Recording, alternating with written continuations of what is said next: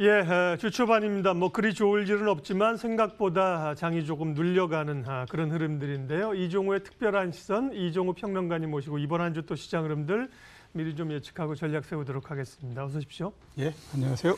미국 증시 얘기부터 하겠습니다. 우리는 이렇게 어려운데 미국 증시는 전반적으로 잘 가고 있어서 부럽기도 하고요.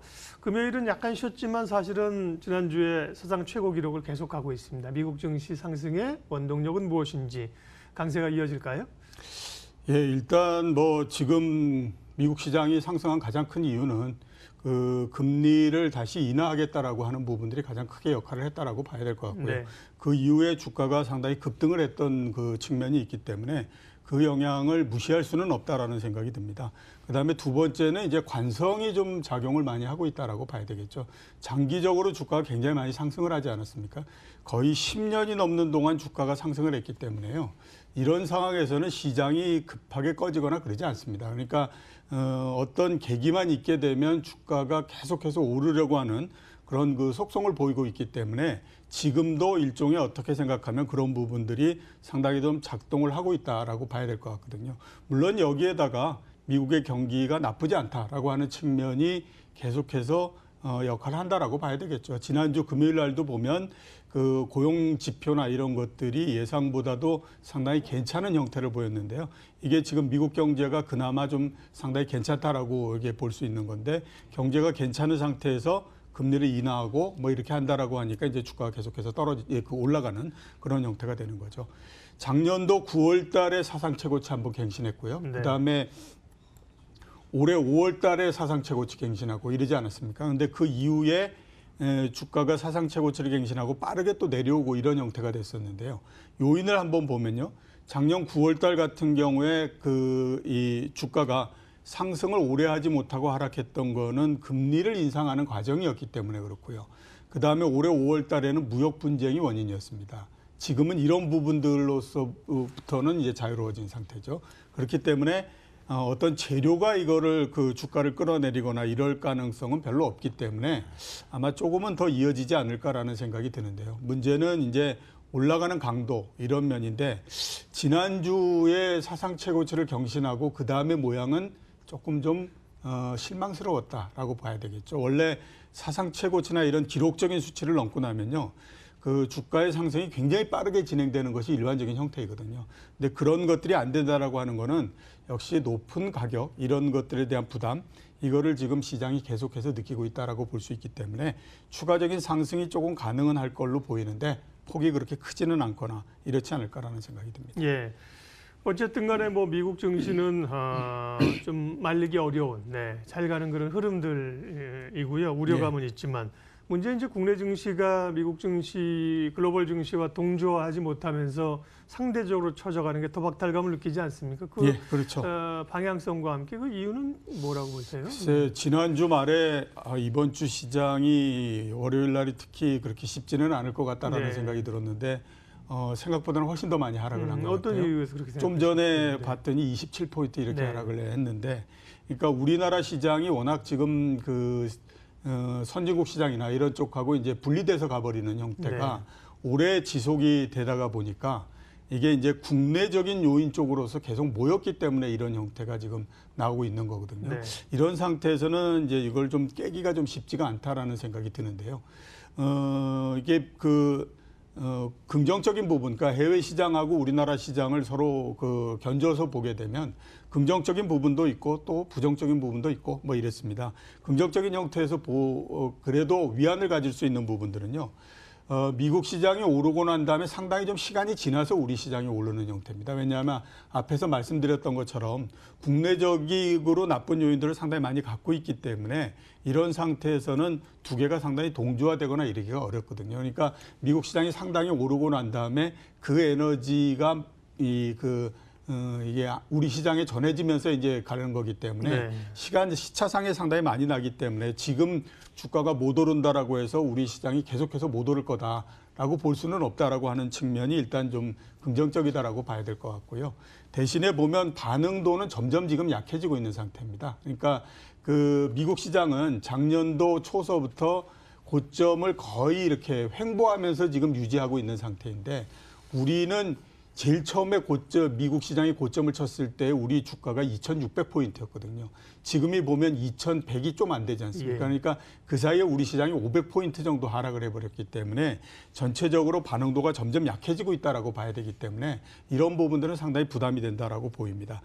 일단 그동안에는 그 세계적인 이슈들이 시장을 많이 좌우하는 형태였습니다. 미국이 금리를 인하한다든가 또는 미국하고 중국 사이의 무역 분쟁이라든가 이런 부분들로 해서 세계적인 이슈가 좌우하는 형태였는데 이 재료가 뜸해지면서 이제 국내로 들어오는 형태가 됐거든요. 가장 큰 문제가 되고 있는 것이 기업 실적이 계속해서 둔화되고 이런 부분들이 계속 발목을 잡는 형태이고요.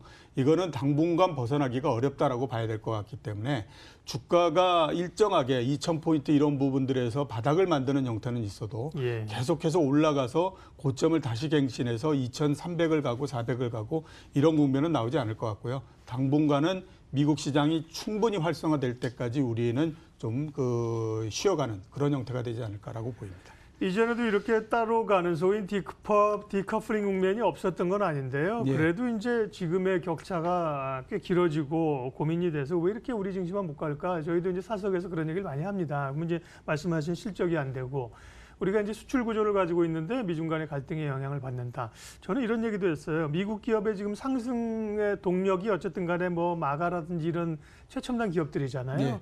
그런 성향을 가진 기업들을 국내에 찾기 좀 어려운 거 아닌가. 예, 그렇죠. 그렇죠? 그러니까 2000년도에 IT 버블 때에 IT가 막 올라갔을 때 그 당시 보게 되면 우리나라에도 코스닥도 올라가고 IT도 네. 굉장히 많이 올라갔지 않습니까? 그거하고 지금은 완전히 그 모양이 이제 다른 형태가 되거든요. 그거는 그 당시에는 IT가 전 세계적으로 막 활성화되는 국면에 있었기 때문에 큰 기업, 작은 기업이 모두 다가 참가할 수 있는 그런 부분들이 된 거죠. 근데 그게 지금 와서 보게 되면 그런 국면은 전부 다 지나간 거고요. 네. 이제는 굉장히 큰 기업들을 중심으로 해서 이루어지고 있는 상태지 않습니까? 아마존도 그렇고 뭣도 그렇고 이런. 그러게요. 근데 그런 기업들이 우리한테 없기 때문에요. 과거처럼 세계적으로 그 IT가 올라가고 그다음에 그 미국에서 미국 시장이 나스닥을 중심으로 해서 올라가고 이런다고 하더라도 그거에 맞춰서 우리 시장이 올라가기 어려운 그런 형태가 소위 이제 되어버립니다. 혁신을 주도하는 그런 기업들이잖아요. 예. 옛날에 뭐 말씀하신 것처럼 IT 좋으면 반도체 오르고 뭐 마이크론 오르고 삼성전자 오르고 하이닉스 올랐는데 지금은 뭔가 뭐 되는 얘기를 따져보면 사실은 다 미국의 이 구글이라든지 뭐 아마존 여기가 주도하는 그 강도가 워낙 크니까 예, 그렇죠. 이게 참 구조적인 문제가 좀 있습니다. 당장 또 발등에 닥친 문제는 이제 일본하고의 관계고 반도체 핵심 소재 수출 규제 얘기인데요. 그 부분에 대한 영향력은 얼마나 길어질까 생각을 좀 듣고 싶었습니다. 예, 많은 얘기들이 아마 네. 이미 상당히 많이 오고 가고 네. 하셨을 걸로 그렇게 생각이 되는데요. 아마 그러면서 이제 화이트리스트에서 제외되면 그러니까 이 화이트리스트가 왜 수출 그 과정에서 그 허가 신청을 예. 면제해 주는 그 대상이지 않습니까? 그거를 지금 이제 일본이 한 달 동안의 공청회를 통해 가지고 이 제품들을 계속해서 그거를 유지할 것이냐, 그러니까 한국에다가 그걸 이제 결정하겠다라고 하는데 만약에 이게 이제 거기에서 제외되게 되면 1,100개 전략 물자의 수출이 상당히 이제 좀 건별로 일본 정부의 허가를 받아야 되니까 상당히 어려워지는 형태가 될 수밖에 없죠. 전체적으로 보게 되면 우리가 그 부분들을 보강하기 위해서 국내의 국산화를 빨리 진척을 시킨다 이런 얘기를 하지만 그게 하루아침에 되는 부분들은 아니죠. 기술이라고 하는 것이 굉장히 오래 걸리기 때문에 이게 쉽지가 않고요. 또 이제 WTO에 제소한다고 하더라도요. 이게 시간이 4, 5년 정도 걸리기 네. 때문에 지금하고는 전혀 동떨어진 얘기가 돼버리니까 이런 부분들에서 규제에 따른 일정 부분의 그 피해 이것들은 이제 불가피하다라고 일단은 봐야 될 걸로 그렇게 생각이 됩니다. 이제 많이들 얘기했겠지만 가장 관건이 되는 건 21일 날 참의원 선거가 있으니까요. 이 과정을 지나고 나서 과연 어떻게 될 것인가라고 하는 건데 저는 이 과정을 지나고 나면 그 다음서부터는 점차적으로 이 영향력이 약해질 거라고 그렇게 생각이 되고 있습니다. 하고 있습니다. 그러니까 일본 내에서의 이 압박하는 강도 이런 것들도 굉장히 약해질 걸로 그렇게 생각이 되는데요.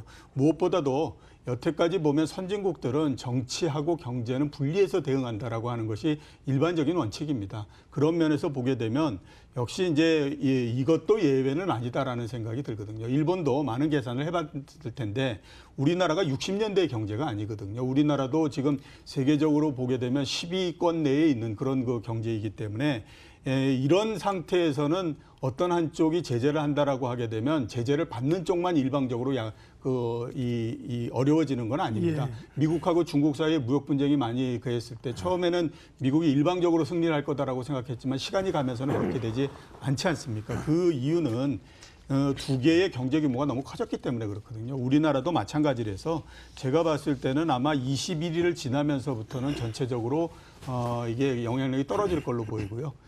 그런 면에서 한번 뭐 이 부분들에 대해서 너무 관심을 그래서 이게 정말 엄청난 악재다 이렇게 생각하실 필요는 없다라고 저는 생각합니다. 다행스럽습니다. 제가 이제 지난주에 이제 일본 통 사업하시는 분 만나서 얘기했는데 뭐 우리나라 사람들이 너무 좀 일본이나 아베 정권의 그 의지를 간과하고 있지 않는가 이런 얘기도 하는데 그분은 이제 직접 사업을 하시는 분이니까 그런 얘기를 했고요. 결국은 이제 지속적으로 이렇게 몰고 가면서 극단적으로 가기는 좀 어려울 것이라는 말씀을 하셔서 예, 그렇죠. 네, 늘 이제 시장의 구조를 잘 읽어주시기 때문에 좀 위안이 됩니다. 실적은 이제 삼성전자, SK하이닉스 실적 발표했는데 역시 뭐 우려가 좀 현실로 나타나고 있습니다. 실적 관련된 얘기 주세요. 예, 2분기 실적이 나왔죠. 매출액 삼성전자 56조였고요. 그다음에 영업이익이 6조 5천억 원이었으니까 시장에서 생각했던 것보다는 조금 좀 나았다라고 생각을 하고 있고요. 그다음에 이제 4분기서부터 아마 점차적으로 조금씩은 회복되지 않겠느냐라는 생각을 그걸 하고 있는데 반도체 수요가 조금씩 늘어나기 시작하면 가격이 하락했던 부분만큼을 상쇄할 수 있기 때문에 그런 면에서는 좀 긍정적인 부분을 갖고 있다라고 볼 수가 있습니다. 근데 제가 봤을 때 가장 큰 문제는요. 삼성전자가 2분기 실적을 시장에서 생각하는 것을 채웠느냐 못 채웠느냐 이런 부분들의 문제가 아니고 예. 제일 큰 문제는 지금 주가가 저는 제일 큰 문제다라고 생각합니다. 그러니까 작년도 같은 경우에 많을 때는 13조, 14조까지 이익이 났잖아요.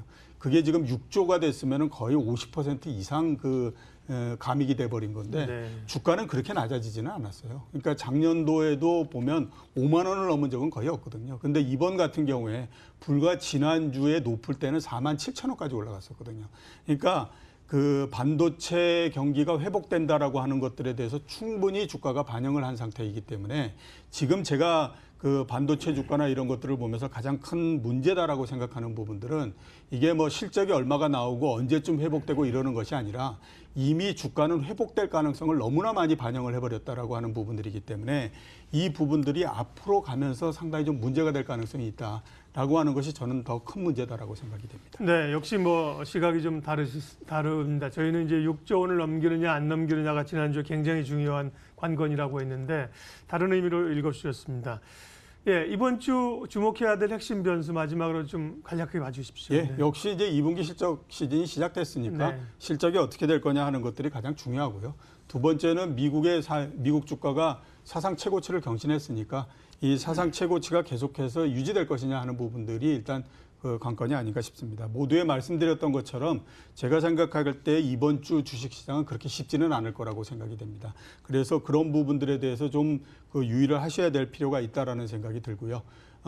대응은 역시 이제 뭐 지금 현재로서는 개별주에는 별다른 예. 방법이 없다라는 생각이 좀 듭니다. 네, 매주 월요일 만나는 이종우의 특별한 시선, 이종우 주식평론가님 함께했습니다. 인사드리면서 출발 마케돈 오늘 순서 마치겠습니다. 고맙습니다.